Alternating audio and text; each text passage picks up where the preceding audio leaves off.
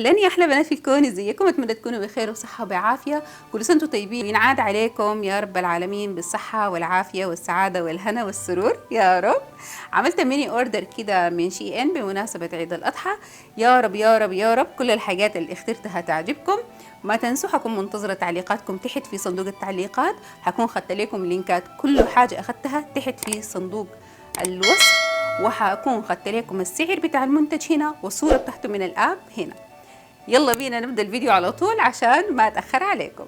دي أول قطعة رأيكم فيها شنو؟ أحكي لكم قصة صغنطوطة عني كده. أنا عادة في عيد رمضان باخد دايما التوب، باخد لي توب جديد، التوب اللي هو الزي الشعبي القومي السوداني بتاعنا.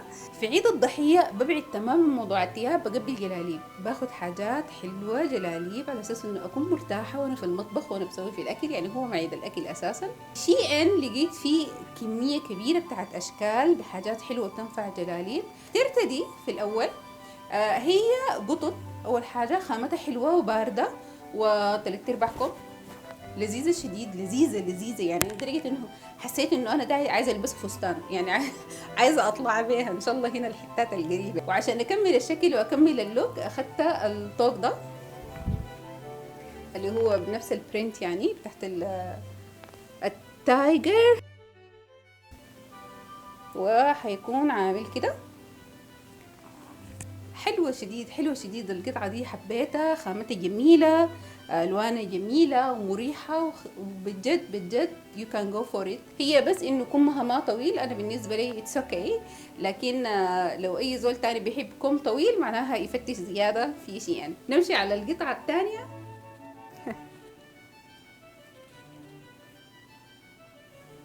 دي تاني قطعه رايكم فيها شنو؟ جلابيه نمره 2.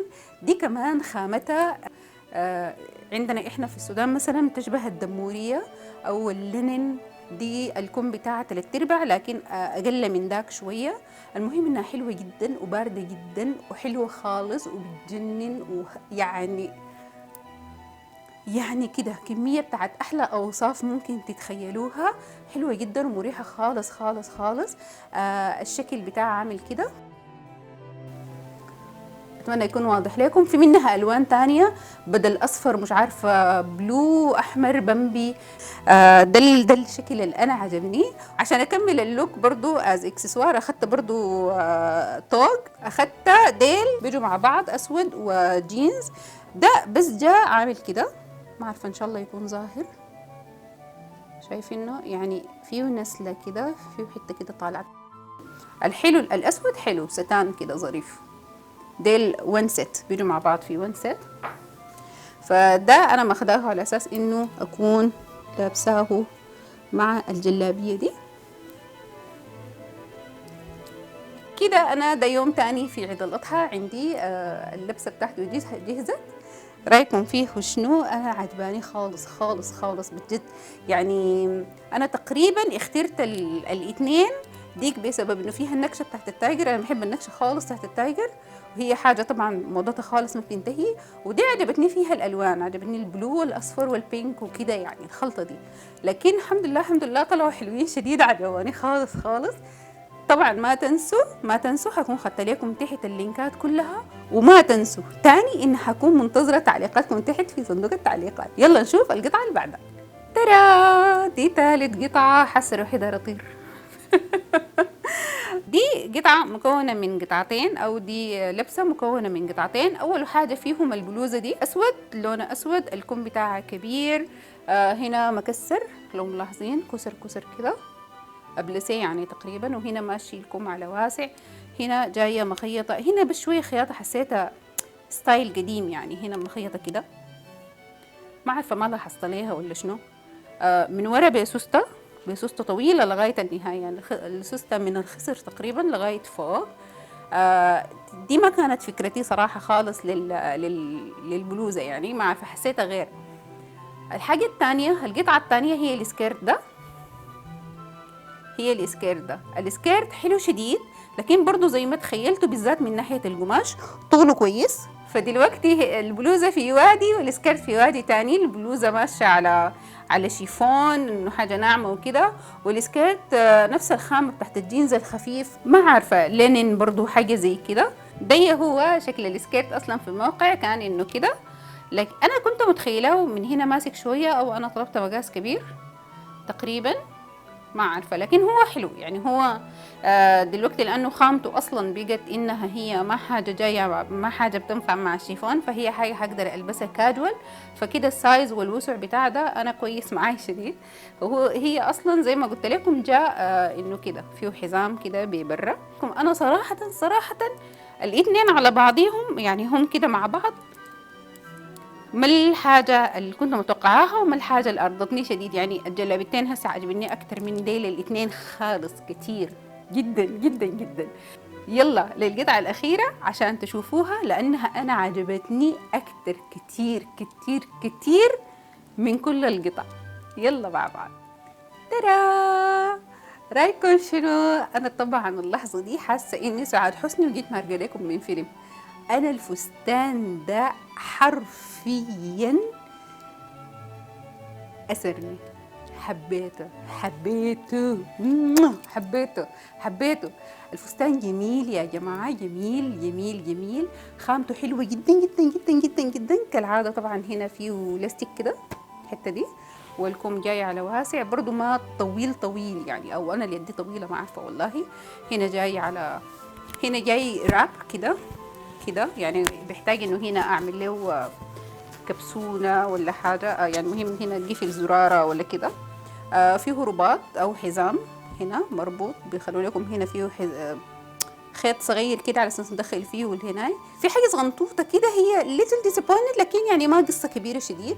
انه الفستان ده راب، يعني هو من هنا مثبت مخيط، الخصر بتاعه مخيط، لكن هو فيه القطعه دي مفتوحه. يعني بالنسبة لي أنا هثبتها طبعا، هخيطها هنا تقريبا.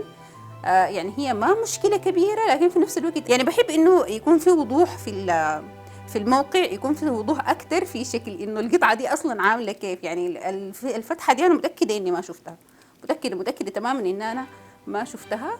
لكن الفستان دي جميل ولونه يجنن وخامته تجنن وناعم، وبجد اداني يعني. انا كان عندي مزاج بجد، كان عندي مزاج مبالغه كده في البولكا دوتس خالص، مع انه دي عريضه. يعني المره الجايه هفتش على حاجه بولكا دوتس بتاعتي زنطوطه زنطوطه اكتر اكتر اكتر اكتر. رايكم شنو في الفستان؟ انا ده عاجبني خالص خالص. هكون منتظره تعليقاتكم تحت في قسم التعليقات. اكتر قطعه عجبتكم شنو في الحاجات اللي انا اخذتها المره دي؟ انا غايته بالنسبه لي الجلابيتين والفستان ده، ولو على ياتو جلابيه الثانيه اللي فيها اصفر والفستان ده، ديل اكتر حاجات انا عجبتني خالص خالص خالص خالص خالص. يلا نلتقي في باقي الفيديو ده لباقي الاكسسوارز والحاجات اللذيذه لذيذه لذيذه اضطربتها برضو من شيئا.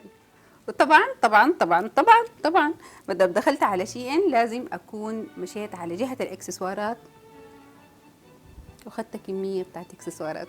اول اكسسوار اخدته هو ده، اللي هو الخرزة اللون أزرق.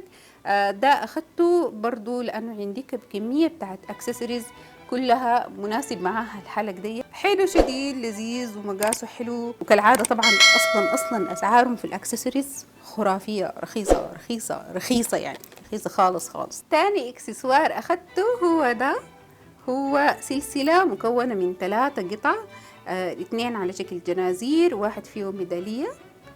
هو بيكون شكله ضيق، الشكل بتاعه حلو حلو حلو حلو حلو، وشكله حتى في الموديل كان جميل خالص خالص. ده هو الاكسسوار، حلو جدا جدا جدا جدا جدا، انا عاجبني خالص. انا ما عارفه صراحه الذهبيات حقتهم دي الوانها بتروح ولا لا، بجد ما متاكده. لكن حتى ولو يعني حتى لو زول حيلبسها شويه كده بجد هي، لانه سعرها بيعتبر رخيص شديد. حاولت طبعا انه اكمل السيت بتاع الجنازير دي. لقيت الاساور دي 3 ديل جايين مع بعض، اللي هو جنزير كبير جنزير صغير والناعمه دي. شوفوا حلوين كيف. طبعا هم صراحه كده مع بعض السيت كتير يعني عجقه، كميه كبيره كده يعني. بلي هم مدام اصلا جو كده مفرقات، مثلا ممكن البس واحده، ممكن البس الكبيره دي او ممكن البس الصغيرة معاها الناعمة كده مع الطقم ده، على اساس انه القصة ما تبقى كمية كبيرة خالص خالص. الثالثة اللي اخدتها ليهم هو الطقم ده بتاع الخواتم، تقريبا فيه 12 خاتم تقريبا. ده جذبني ليه الست دي انه في واحد ولا اتنين شكلهم زي الجنزير. شوفوا ديل اشكال الخواتم، ده جزء منهم طبعا ما كلهم، فهم مدين الفكرة بتاعت الجنازير، وده شكل الاساور مع بعض. فحسيت انه شكلهم بجد حلو مع بعض، مع انهم كتير يعني. انا بعد ما دلوقتي كده شفته لايف انا حاسه كنت انه انعم من كده، لكن طلع بانه كبير شويه بالذات العقد.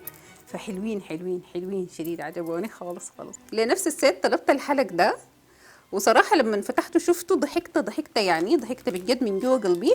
على حسب الصوره بتاعته اتخيلته شكله اكبر من كده، فطلع صغير خالص يعني. عينه حجمه عينه حجمه طلع قدر شنو، فطلع صغير بجد يعني. انا كنت متخيلاه كده مثلا، كنت متخيله حجمه كده، فده صغير خالص خالص على اساس انه يكون مع نفس الست. انا بالنسبه لي مش انه لا يعني ده صغير، ده بتاع اطفال. انا ممكن البس حلق صغير بس يكون شكله بتاع ناس كبار يعني، ده هسي بتاع ناس اطفال صراحه انا بالنسبه لي، فده هيتحول لسيرين. طلبت كمان الحزام ده اللي هو جلد كده وفيه رباط حلو طويل. هو طبعا انا ما عارفه بيجي والله مع الفستان ده، بيجي يعني. هو انا هلبسه فوق اخوه، بيجي كده وبعدين بيتلف مره وبيجي بيتلف المره الثالثه، يجي قدام ويتربط. شفتوا؟ فحلو حلو حلو حلو حلو. انا حسيت اني محتاجه له يعني في باقي قطع تانية ان شاء الله لقدام، بس عجبني يعني ديزاينه حلو شديد. اوكي اكسسوار طلبت تاني العقد ده. شوفوا العقد ده يا ريت تكونوا قادرين تسمعوا. العقد ده بدي يعني التقل بتاعه وشكل الأحجار بتدي كأنها أحجار حقيقية أو أحجار كريمة. حلو حلو حلو حلو حلو حلو حلو. لونه خرافي، اللون النود بينك ضيا وبيج وحاجة كده على بني. حلو حلو حلو. طبعا هو ما مع الطقم ده خرافي ما عارفة أقول لكم شنو يعني. لو أنا لابسة طقم كامل كله أسود على أسود ولبست الحاجة دي، ده كده ممكن جزمة نود. خطير بجد، حيكون حاجة حلوة شديد. الاكسسوار ده فظيع يعني بجد. لو بتحبي اكسسوارز غريبة يعني، هو براه يدي فخامة كاملة لللبسة. طبعا كالعادة بفتش زيادة في الموقع على اساس انه البق القطعة اللي اخترتها. فاخدت له الحلق ده رينج، لكن نفس الحجر، نفس لون الحجر تقريبا. شايفين جماله؟ شايفين جمال الحلق؟ شايفين الحلاوة؟ ولأول مرة في تاريخي كزولة بتطلب من أونلاين إني أطلب شوز أو حاجة ألبسها في رجلي. طلبت الشبط ضيق الشفاف اللي هو تقريبا أنا آخر ليدي أو بنوتة أو تكساية أطلبه. طلبتيه ليه؟ ما عندي أي إجابة صراحة. طلبته لأنه فعلا الفكرة بتاعت الشفاف لقيتها فنانة ظريفة براكتيكال، حاجة ما عرفت تلبسي لها شنو، تلبسيه هو بس وعلى طول تبقي خلاص طالعة. لقيت الناس في ريفيوز كاتبين بأنه تطلبي أكبر من مقاسك بنمرة واحدة، فأنا بلبس 40 طلبت 41 وطلع مظبوط. وكنت خايفة من فكرة الشفاف ده انه يكون سخن على الاجل، فطلع انه ما سخن خالص جميل وما مؤذي يعني نهائي، ما مؤذي. حلو شديد. احلى حاجه انك في شي ان لازم هتلقي حاجه تكمل الطقم بتاعك. احلى حاجه في شي ان. فكشنطه لقيت شنو حاجه تلبك على ده، ما هتتخيلوا جمالها. انا اسرتني، عجبتني، كسرتني. يعني كله حاجات، كل الحاجات. شوفوا جمال الشنطة دي أو المطبقة دي، هي بتفتح كده، بتفتح كده، شوفوا جمالها. طبعا هي اكيد بان هي حلوه مع ده اكيد، لكن ده ما يمنع بان هي ممكن تشال على اسود، ممكن تشال على ذهبي، ممكن تشال على النود، ممكن تشال على اي حاجه. المطبقه دي يعني اتجاوزت الجمال بتاعها، الدقه بتاعتها، التظبيط بتاعها، خلاني حسيت انه الناس دي مشت مرحله تانية في من ناحيه جوده، من ناحيه حاجه حلوه. جات معاها السلسله دي على اساس انها تتثبت من هنا ومن هنا عشان تشال كده في الايد. ابداع بجد، روعه.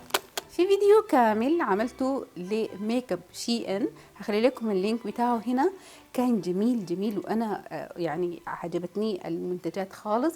كان حكيت لكم في الفيديو بانه في باليت عجباني خالص بتاعت اي شادو، لكن كانت اوت اوف ستوك. لقيتها المره دي، لقيتها هي دي الباليت، اسمها ارتستري باليت. الباليت دي فيري كلرفول. ما هفتحها لكم، هندي لسه مقفوله بالكيس بتاعها بالقصدير بتاعها، هنفتحها في فيديو تاني ونعمل بيها لوك كامل تاني من شي كلاون. طلبت تاني الرموش دي 10 رموش. الكواليتي بتاعتها عجبتني شديد اكتر من اللي طلبتها قبل كده. حلوين خالص، شويه ليتل بيت طوال من برا، وخامتهم باينه حلوه. قيتوا لسه ما لبستهم وما شفتهم، لكن خامتهم كده هنا باينه حلوه شديد. ان شاء الله كمان حاستخدمها في اللوك الجاي. في حاجه بجد انا ادهشتني في شي ان، يعني ما ممكن انتوا الفكره بتاعت ان الحاجه رخيصه وانها تكون سمحه شديد خالص. اللي هي شنو؟ اللي هي الخاتم ده. انا نفسي تكون اللمعه بتاعته ظاهره زي ما هي فعلا. يا جماعه الخاتم ده الدايموند الموجوده فوق بتدي احساس انها ريال دايموند بجد، لامعه بطريقه. انا نفسي تكون ظاهره عندكم يعني زي ما هي موجوده حقيقه. انا لو النوع الكذاب انا لو النوع الكذاب عادي حاقول بانه دي ريال دايموند وانه ده ماي ويدنج رينج. حكذب هقول كده، ما هم سايقيني للحته دي. البتاع ده حلو، الخاتم حلو، هو قطعتين بيجي ده ومعاه ده من فوق. نفسي لما تكون باينه لكم بجد. نفسي انا خليته اخر حاجه لانه هو فعلا حاجه عجباني شديد. نفسي تطلعوا كده وتشوفوها معي انه هي حلوه قدر شنو. ودي كانت اخر قطعه من مشترياتي لشي ان. دي كانت نهايه الفيديو. اتمنى يكون الفيديو عجبكم وكل المشتريات عجبتكم. ما تنسوا منتظره تعليقاتكم تحت في صندوق التعليقات. اذا عجبكم الفيديو ان شاء الله حته صغنطوطه كده دي، ما تبخلوا عليا باللايك وعملوا شير لكل صحباتكم عشان يتفرجوا معانا. وما تنسوا كمان تعملوا اشتراك. اعملوا لي اشتراك اللي هو في المربع الأحمر علامة الاشتراك، جنبه في جرس بتضغطوه على أساس إنه يجيكم نوتيفيكيشن كل ما ينزل لي فيديو جديد. وكل سنة وأنتم طيبين تاني، وأتمنى ألاقيكم قريب. باي.